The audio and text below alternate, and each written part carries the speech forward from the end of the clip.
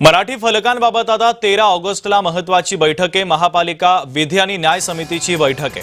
मराठी पाट्या नसलेल्या आस्थापनांवर आता कडक कारवाई केली जाणार आहे। दुसऱ्या टप्प्यात पुढील ठोस कारवाईची चर्चा या बैठकीमध्ये केली जाईल। या बैठकीला उपायुक्त तसंच परवाना विभागातील अधिकारी उपस्थित राहतील।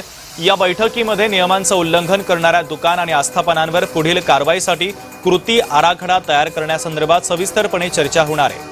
तसंच नियमांची प्रभावी अंमलबजावणी करण्यासाठी परवाना विभागाकडे उपलब्ध असलेल्या विविध पर्यायांच्या संदर्भात देखील याच बैठकीमध्ये चर्चा केली जाईल।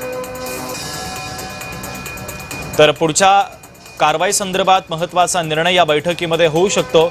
मराठी फलकांबाबत 13 ऑगस्टला ही बैठक बोलावण्यात आलेली आहे। महापालिका विधी आणि न्याय समितीची बैठक आहे। मराठी पाट्या नसलेल्या आस्थापनांवर आता पुढच्या काही दिवसांमध्ये कडक कारवाई केली जाणार आहे। पुढच्या टप्प्यात ठोस कारवाईची चर्चा या बैठकीमध्ये केली जाईल। मराठी फलकांबाबत आता अधिकच कठोर नियम केले जात आहेत। महापालिका विधी आणि न्याय विभागाची ही बैठक पार पडणार आहे।